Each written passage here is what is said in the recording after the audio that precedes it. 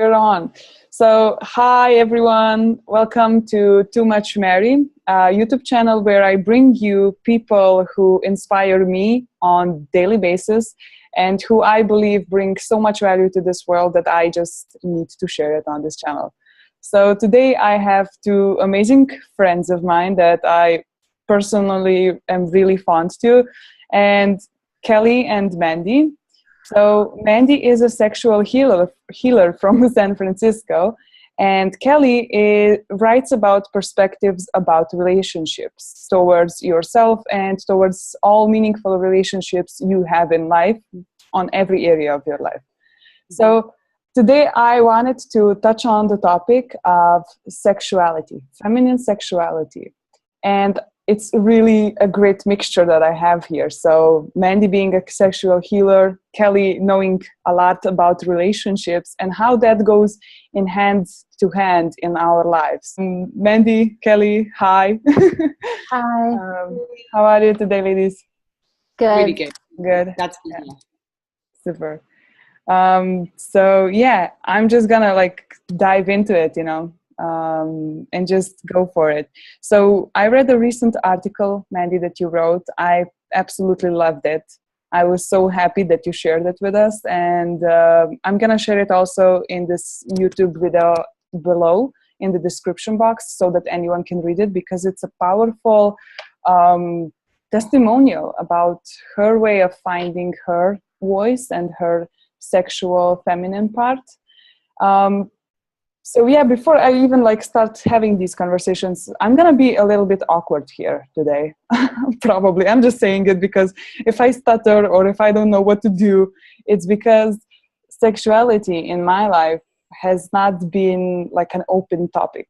For me, it was always kind of figure it out, but do it in privacy. So, don't speak about it. Just kind of, it's not polite and all of those things, right?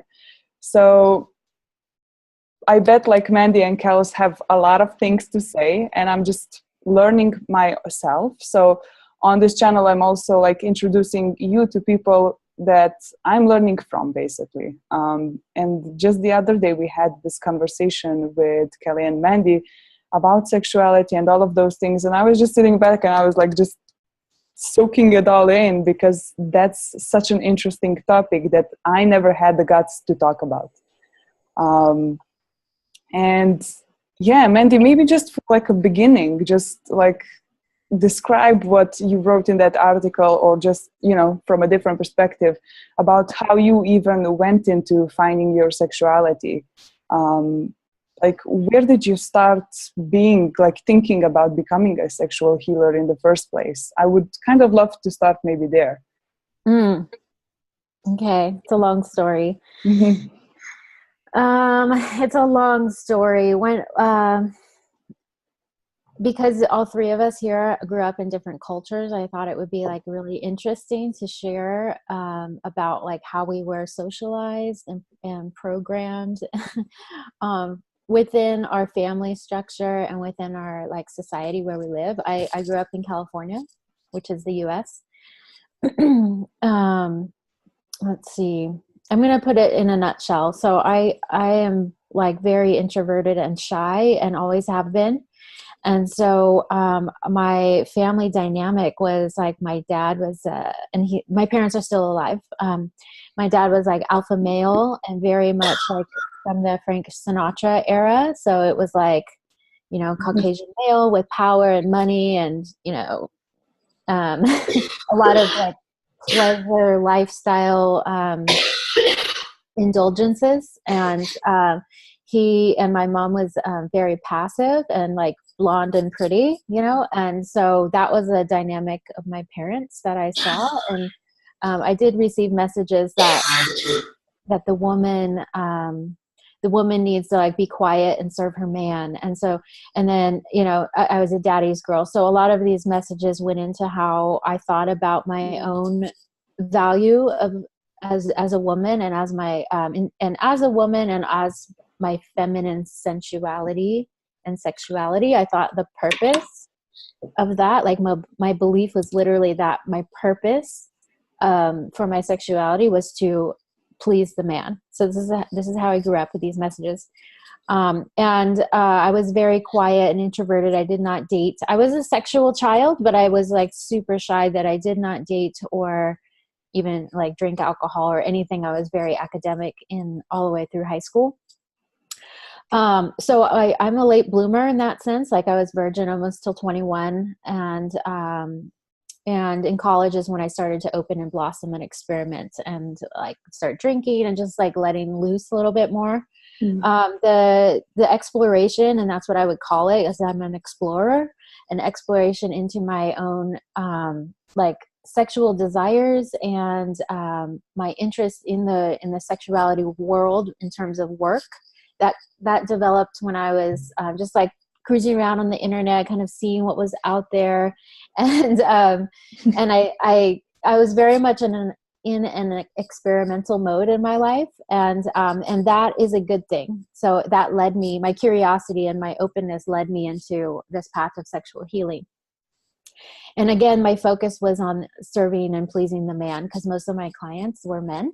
And I'm very touch-based and massage-based is how my work is mainly touch massage-based. And I've developed it since then, and I have taken lots of classes on Tantra and orgasmic meditation and a lot of training classes on orgasm and erotic energy.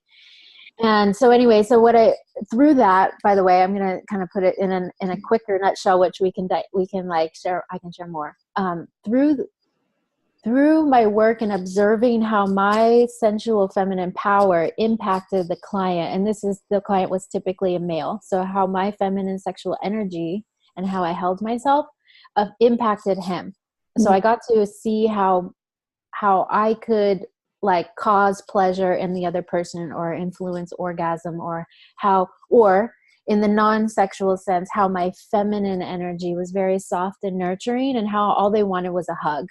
Kind of like in the Mother Mary kind of stuff. And so I was like, wow, there's power in this. And that's when I started to explore and kind of like watch other women who had power and who had sexual power. I would study them and I would take these classes and try to learn how to become a goddess. I wanted to know how do other women have this goddess energy, which is sexually charged, and then somehow they use it to command their life and command people within their life. And I wanted to learn how to do that. And so that's been my path. And the article that you read was actually written by someone who listened to a audio, or it was actually a video interview that the orgasmic meditation community asked me to interview me about my experience. And yeah, it's, in that community, it is taught that the feminine has the power and that the masculine is there to be of service to the feminine. And so I had it all backwards. All my growing up belief system was like completely switched. I was like, wow, the feminine has the power. That's crazy. And I would see these women, I would see them kind of like bossing around their boyfriends, but that's not what it was. It was just like they were in their power, and in nature, the masculine supports the feminine and holds the structure. And there's like characteristics to the masculine energy and characteristics to the feminine energy. And so I was, there was some sadness, a lot of sadness I had in my body and in myself, that all those years and all of those times that I interacted with men and boyfriends and clients, and men, I had given them my power and I had let them use me or, for their pleasure, violate my body. I've had a lot of sexual trauma through those kinds of experiences where I was unable to say no. And I just thought that like it was a free for all.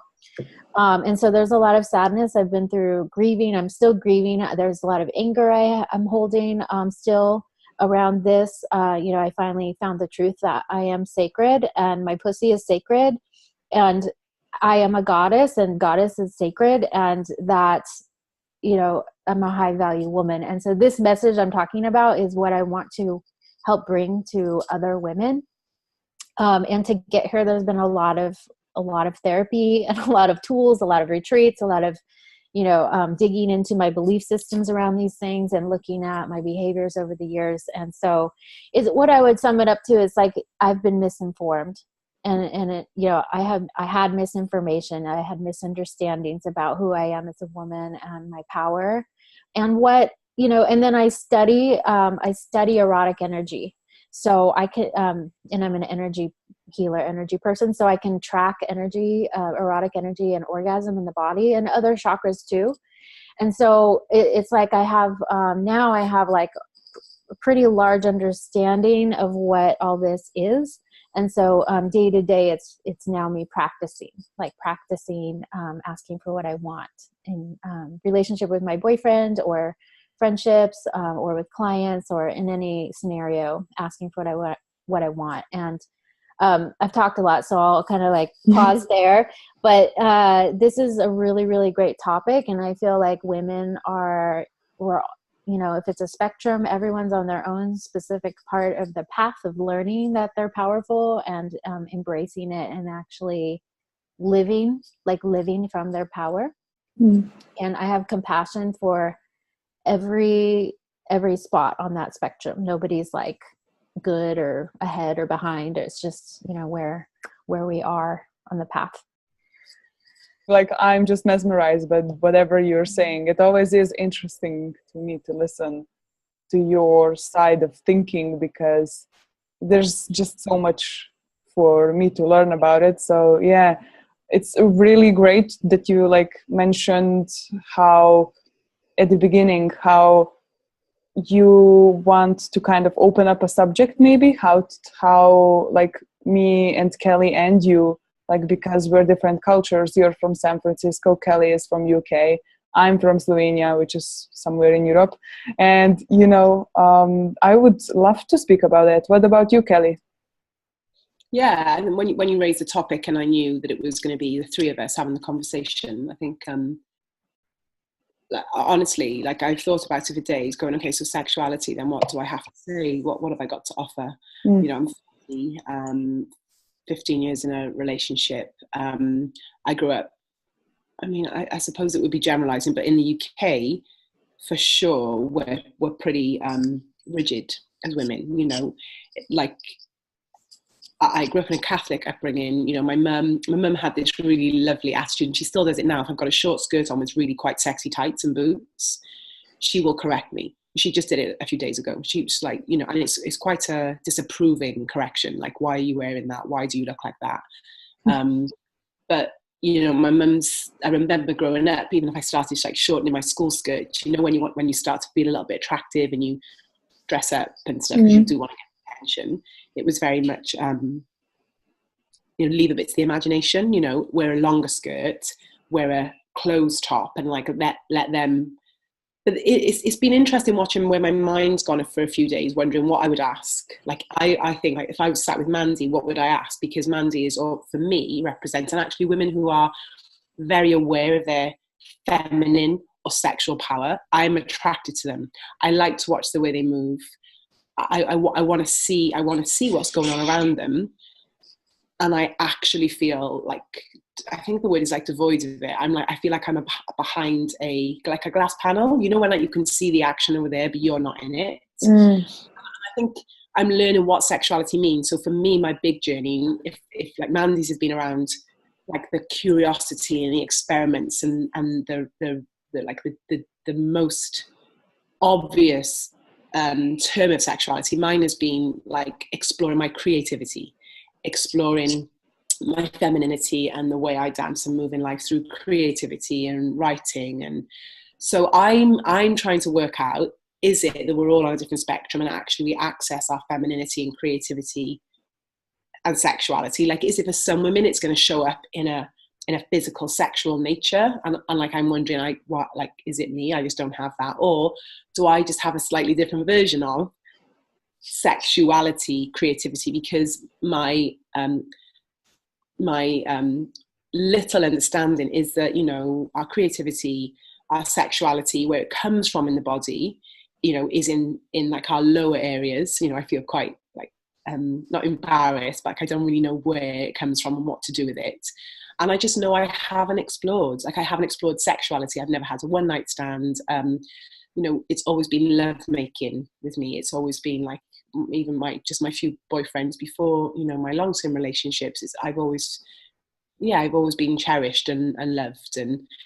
But like when I think about in my early 20s, you know, I'd be like, I want to have a one night stand and I want to go crazy. And like I had like a real roaring energy inside me, but I would go back with guys or they would come back with me. And we just end up like talking about the meaning of life and sat there holding hands. And so I'm like, I think as a woman you go, is there something wrong with the way I interpret like when Mandy says erotic, I go, oh, like erotic, what's that? What is erotic then?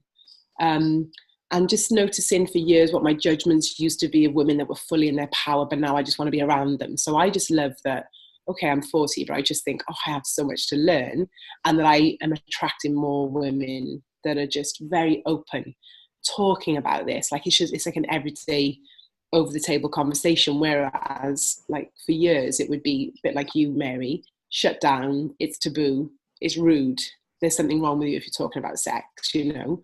And I just don't think sex or sexuality or like exploring like all the different options. And like I know when I was looking at I think, is it polyamory and stuff, like I came across that about 5 years ago. I was fascinated. I'm like, I understand there are many different ways that we can explore our expression. I keep going back to sexuality, but I feel like there's this whole world that I don't really know, that is like almost like untapped magic. That's like what would be swirling around my energy if I was in touch with the things that I don't know. So it's exciting. Yeah, that's like my little interesting piece of this little trio here. That I come from, different culture, different messages, very, I would say, shut down, and very prudy. Do you have that word, both of you, in your countries? Like prudy is like, oh, it's wrong, it's bad, it's dirty, you know, like, so, yeah. So I totally understand you, how you always felt like there's this whole other world, you know, I felt like when I was a teenager and, you know, just feeling like, oh my God, like there's a whole world around there, like adults, you know, those things, you know, it always felt like that for me too, you know. And then I started like exploring in college when I was studying, you know, trying to be grown up, but not really knowing what to do, you know, just trying and seeing. Because, you know, for me, like when I was, you know, kind of growing up and becoming this woman, not a girl anymore, you know, I started to notice like there was a lot of self-doubt because all the girls around me were prettier, more sexy, knew how to dress, you know. And I was always like, so I don't have that, you know, I don't have boobs, like I didn't have them. Like I was like flat. Even today, I don't have like huge boobs, you know. But when you're a teenager, you know, when the boobs start to grow, you're like, like, like showing it off. Like there's just this thing, you know. And I never had that. So I was like, okay, I'll have to be kind of resourceful here, you know. So I think I kind of got into the whole psychology part of it, trying to figure out men's way of thinking and trying to have conversations with them that not only spark, like, I didn't have a lot to offer. Like visually, I was like still a lot like later because I was hanging out with older girls and stuff, you know. I went to school earlier and I was already like going to school with older girls, you know, and they all like kind of grew up before I did, you know. I was always like that, you know, like a little sister felt, you know, not really like one of them. So I was always like, okay, so I don't have a lot to visually to offer, so what can I, you know? So I kind of always went into like sparking their imagination, having conversations that kind of got them like, so this is the part where it gets awkward. You know, trying to speak about sexual things, not showing them those things because I didn't have things to show. So I always kind of went into that side of having those conversations that they liked, you know, just that part of it. And it wasn't like, it was taking me a long time to kind of get myself out of that mode of a little sister, you know, kind of dressing in colors and just like kind of a girly into a feminine. It took me a long time to observe them and to be like, okay, so this one kind of has a sense of what that is, so I'm gonna just kind of try to do that. You know, it took me a long time to pick up on that.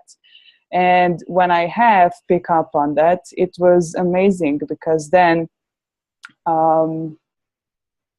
I noticed that my boobs didn't grow, my butt didn't grow. It was just that awareness and confidence that I had in myself, right?